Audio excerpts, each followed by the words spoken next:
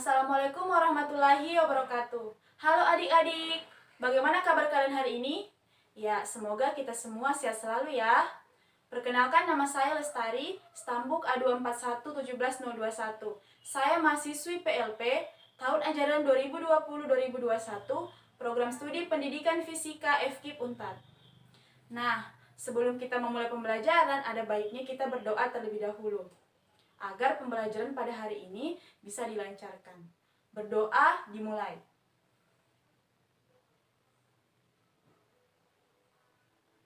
Berdoa selesai. Sebelum kita masuk kepada kegiatan inti, terlebih dahulu kakak akan melakukan apersepsi. Nah,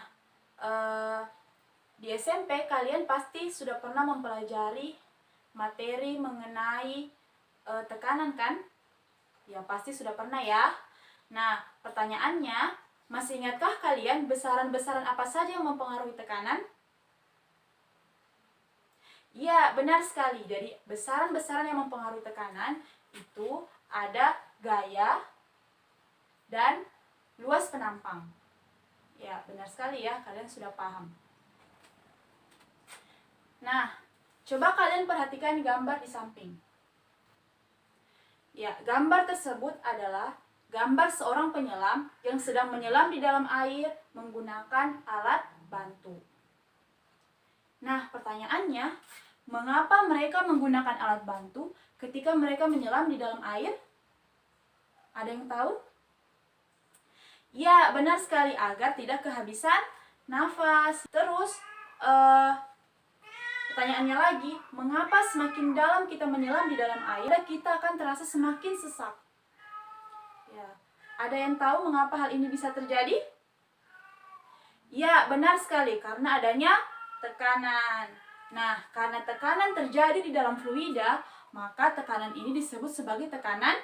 Ya, benar sekali, tekanan hidrostatis. Ini kita akan mempelajari materi mengenai tekanan hidrostatis yang merupakan submateri dari fluida statis.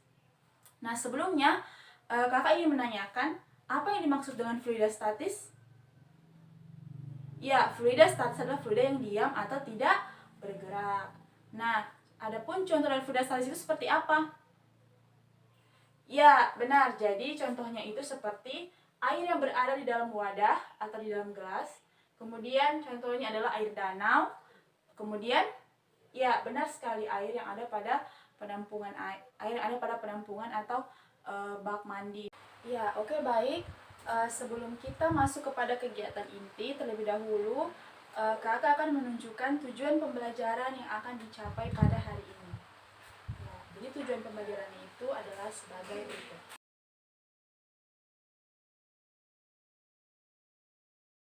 Nah, setelah kakak tadi sudah menunjukkan tujuan pembelajaran yang akan dicapai pada hari ini, jadi kakak harapkan kalian bisa memperhatikan baik-baik dan memperhatikan dengan saksama materi yang kita pelajari pada hari ini, ya. Oke, selanjutnya kita akan masuk kepada kegiatan inti. Nah, coba kalian perhatikan demonstrasi berikut. Nah, pada demonstrasi tersebut terdapat sebuah botol yang berisi air dan telah diberi lubang dan ditutup menggunakan selotip dengan kedalaman yang berbeda. Coba kalian perhatikan bagaimana keadaan air ketika selotipnya terbuka, namun botolnya itu dalam keadaan tertutup. Ya. Jadi perhatikan baik-baik bagaimana keadaan airnya atau bagaimana pancaran airnya.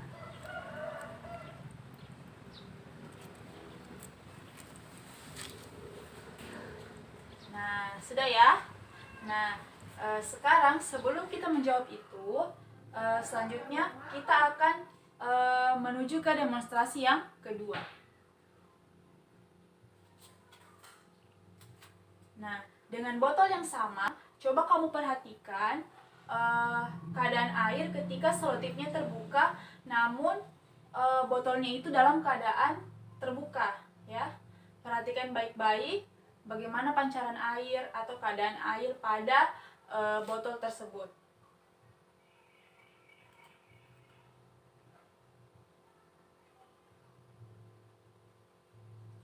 Ya, bisa kita lihat ya bagaimana perbedaannya. Nah, berdasarkan demonstrasi tadi, apakah perbedaan pancaran air pada botol yang terbuka dengan botol yang tertutup? Ya, benar sekali. Jadi, pada botol yang terbuka itu airnya dia lebih memancar dibandingkan dengan pada botol yang tertutup. Nah, hal ini dikarenakan karena pada botol yang tertutup itu tidak mendapatkan, ya benar sekali, tekanan. Tekanan dari mana? Ya, tekanan dari luar. Nah, sedangkan pada botol yang terbuka itu, ya dia mendapatkan tekanan, sehingga pancaran airnya itu dia lebih kuat pada botol yang pancaran airnya itu lebih kuat pada botol yang terbuka. Seperti itu ya. Pada demonstrasi tadi, coba kalian perhatikan lubang manakah yang memiliki pancaran air yang lebih kuat? Lubang pertama, lubang kedua, lubang ketiga, atau lubang keempat? Ya, benar sekali ya, yaitu lubang yang pertama. Nah, mengapa lubang pertama itu pancaran airnya lebih kuat? Ya, karena pada bagian bawah itu dia memiliki tekanan yang lebih besar. Nah, hal ini dapat diilustrasikan sebagai berikut. Kita misalkan di dalam sebuah wadah itu terdapat beberapa lapisan, ya, lapisan-lapisan. Nah, selanjutnya lapisan yang pertama itu akan ditekan oleh lapisan yang kedua. Kemudian lapisan yang kedua itu akan ditekan oleh lapisan yang ketiga. Begitupun lapisan-lapisan yang ada di atasnya itu akan saling menekan. Seperti itu. Nah, sehingga tekanan lapisan yang paling bawah itu akan mendapatkan tekanan yang lebih besar. Seperti itu. Nah, tekanan itulah yang dinamakan dengan tekanan hidrostatis. Sehingga tekanan hidrostatis dapat didefinisikan sebagai tekanan yang diberikan oleh zat cair ke segala arah pada kedalaman tertentu yang diakibatkan adanya gaya gravitasi. Ya, selanjutnya berdasarkan demonstrasi tadi, faktor-faktor apa sajakah yang mempengaruhi tekanan hidrostatis? Ya, benar ya. Jadi ada gaya gravitasi. Jadi semakin besar gaya gravitasinya, maka semakin besar pula tekanan hidrostatisnya. Kemudian apa lagi? Ya, benar, ada kedalaman zat cair. Jadi semakin dalam zat cair tersebut, maka tekanan hidrostatisnya juga akan semakin besar. Kemudian apa lagi? Ya, ada massa jenis. Jadi semakin besar massa jenisnya, maka semakin besar pula tekanan hidrostatisnya. Jadi itulah faktor-faktor yang mempengaruhi adanya tekanan hidrostatis. Nah, dari faktor-faktor tersebutlah yang dapat kita tuliskan persamaan dari tekanan hidrostatis, yaitu pH sama dengan Rho kali G kali H. Dengan Rho adalah massa jenis, dan G adalah gravitasi, dan H adalah kedalaman. Seperti itu. Dengan satuannya sudah tertera. Nah, kemudian pertanyaannya, dari manakah kita bisa mendapatkan persamaan dari tekanan hidrostatis? Ya, jadi coba kalian perhatikan wadah berikut. Di dalam wadah tersebut terdapat zat cair dengan kedalaman H dan luas penampang A. Di dalam zat cair tersebut terdapat gaya berat yang tersebar secara merata di seluruh permukaan zat cair. Nah, gaya berat tersebut yang akan menghasilkan namanya tekanan hidrostatis. Nah, kemudian tekanan tersebut berasal dari persamaan umum tekanan, yaitu P sama dengan F per A. Karena F sama dengan W, maka kita tuliskan P sama dengan W per A. Kemudian karena W sama dengan M kali G, maka kita tuliskan P sama dengan M kali G per A. Nah, seperti kita ketahui, rumus massa jenis yaitu Rho sama dengan M per V. Maka untuk mencari M-nya, maka dapat dituliskan M sama dengan Rho kali V. Sehingga tekanan hidrostatisnya sama dengan Rho kali V kali G per A. Gitu. Karena V sama dengan A kali H, maka dapat dituliskan P sama dengan Rho kali A kali H kali G per A. Kemudian A-nya kita coret sehingga dapatnya hasilnya pH sama dengan Rho kali G kali H. Nah, seperti itu ya. Nah, selanjutnya untuk mencari tekanan mutlak atau tekanan total, yaitu kita bisa menjumlahkan tekanan atmosfer dengan tekanan hidrostatis, sehingga persamaannya adalah P sama dengan PO ditambah dengan rho kali G kali H, atau tekanan atmosfer ditambah dengan tekanan hidrostatis, dengan nilai dari tekanan atmosfer yaitu sebesar 1,01 kali 10 pangkat 5 Pascal. Selanjutnya, saya ingin menanyakan kepada kalian, pernahkah kalian mendengar mengenai hukum hidrostatika? Ya, sebelumnya saya ingin bertanya kepada kalian, pernahkah kalian melihat pipa U? Ya, pasti sudah pernah ya. Nah, coba kalian perhatikan bagaimana ketinggian pada permukaan pipa U ketika diisi zat cair, apakah sama atau berbeda? Ya, benar ya, tentu sama. Nah, karena dia memiliki kedalaman yang sama, maka tekanannya pun juga akan sama. Nah, hal ini sejalan dengan hukum hidrostatika yang menyatakan bahwa semua titik yang terletak pada bidang datar zat cair yang berada di dalam zat cair yang sejenis itu memiliki tekanan mutlak yang sama. Seperti itu ya. Ya, kemudian selanjutnya, bagaimana dengan zat cair yang tidak sejenis? Ya, coba kalian perhatikan pipa berikut. Jadi di sini ada pipa sebuah bejana ya. Jadi terdapat sebuah bejana yang berisi zat cair yang tidak sejenis. Nah, jadi pertanyaannya, bagaimanakah tekanan pada kedua zat cair tersebut? Apakah sama atau berbeda? Ya, coba kalian perhatikan baik-baik. Pada pipa tersebut terdapat sebuah garis yang sejajar pada bagian bawah. Nah, itulah letak di mana tekanan antara kedua zat cair yang berbeda itu sama, seperti itu. Jadi dia memiliki tekanan yang sama. Nah, hal ini ditunjukkan seperti pada gambar, sehingga P1-nya itu sama dengan P2. Nah, karena P1 sama dengan rho 1 kali G kali H1 sama dengan rho 2 kali G kali H2, sehingga G-nya kita coret dan dihasilkan P1 kali rho 1 kali H1 sama dengan rho 2 kali H2. Seperti itu ya. Jadi persamaan ini kita bisa gunakan untuk mencari massa jenis dari zat cair yang tidak kita ketahui. Nah, untuk memahami lebih dalam mengenai materi yang kita pelajari pada hari ini, saya akan memberikan contoh soal kepada kalian. Nah, simak baik-baik contoh soal berikut. Ya, jadi soalnya itu adalah suatu titik di dasar danau memiliki kedalaman 0,02 km. Jika massa jenis air suatu danau 1 gram per cm kubik, percepatan gravitasinya yaitu 10 meter per sekon kuadrat, dan tekanan atmosfernya di atas permukaan laut sebesar 1 atm, maka tentukan yang pertama A, tekanan hidrostatis di titik tersebut, kemudian B, tekanan total di titik tersebut. Nah, diketahui hanya sama dengan 0,02 km atau sama dengan 20 meter. Kemudian rho-nya sama dengan 1 gram per cm kubik atau 1000 kg per meter kubik. Kemudian gravitasinya sama dengan 10 meter per sekon kuadrat. Dan tekanan atmosfernya atau PO-nya sama dengan 1 atm, sehingga diubah jadi 1 kali 10 pangkat 5 Pascal. Ditanyakan tekanan hidrostatis dan tekanan total. Nah, penyelesaian yang pertama, pH-nya sama dengan rho kali G kali H, sehingga kita masukkan nilainya yaitu 1000 kali 10 kali 20. Maka tekanan hidrostatisnya adalah sebesar 2 kali 10 pangkat 5 Pascal.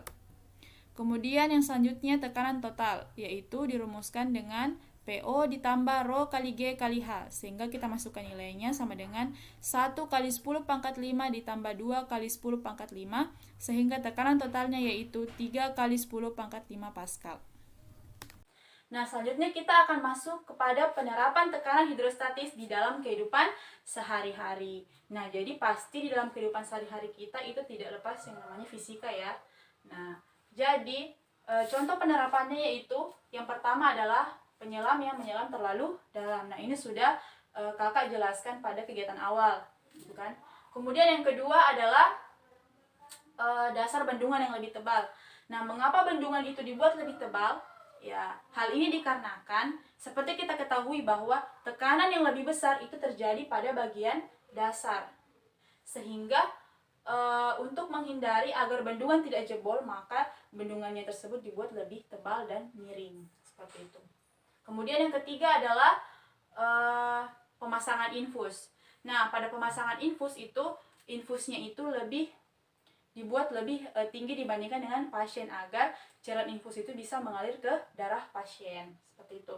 Nah, kemudian selanjutnya adalah lubang tangki pada penampungan air. Nah, ini juga sudah hampir sama dengan demonstrasi yang kita lakukan ya. Jadi, mengapa dia diletakkan paling bawah? Karena tekanan yang lebih besar itu berada pada bagian bawah, sehingga dengan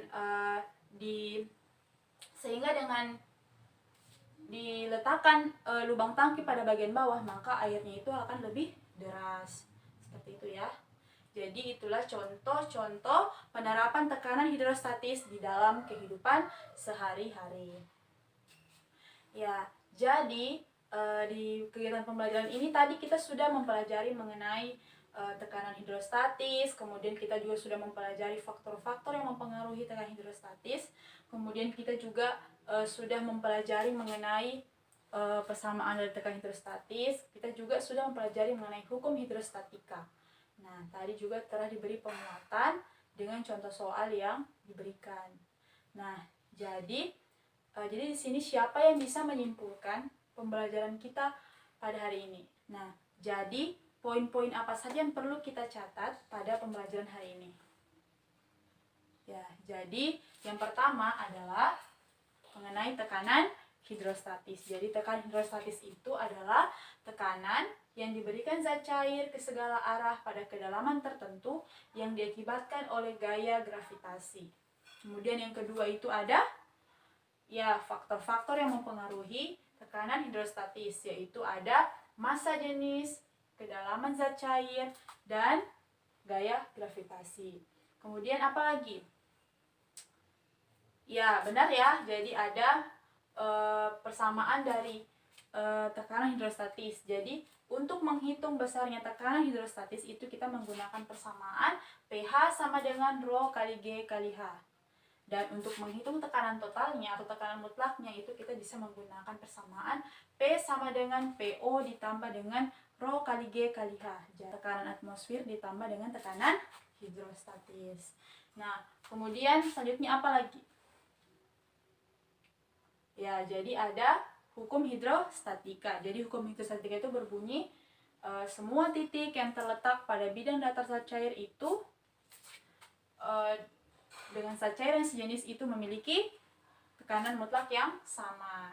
Seperti itu. Nah, selanjutnya ada penerapan tekanan hidrostatis dalam kehidupan sehari-hari. Itu bisa kita temukan pada penyelam yang menyelam lebih dalam, kemudian juga pada bendungan air yang lebih tebal, dan pemasangan infus, serta pada lubang tangki penampungan air. Jadi itu merupakan subpokok bahasan yang kita pelajari hari ini. Jadi perlu kalian catat, ada beberapa poin-poin ya yang harus kalian pahami mengenai kegiatan pembelajaran yang kita lakukan pada hari ini. Oke, sudah paham sampai sini ya? Mungkin ada yang ingin bertanya mengenai pembelajaran kali ini? Ya, sudah tidak ada ya, jadi sudah paham semua ya. Ya, jadi kakak harapkan kalian bisa mempelajari mengenai materi selanjutnya, yaitu mengenai hukum Pascal. Jadi kita akan pelajari materi mengenai hukum Pascal ya untuk materi selanjutnya. Jadi kalian kalau bisa belajar dari rumah, pelajari pokok-pokok apa saja yang akan kita pelajari untuk pertemuan selanjutnya. Seperti itu ya. Ya, jadi semoga kalian bisa menyerap dengan baik materi yang kakak sampaikan pada hari ini, dan selalu jaga kesehatan ya. Jadi saya akhiri. Assalamualaikum warahmatullahi wabarakatuh. Sampai jumpa.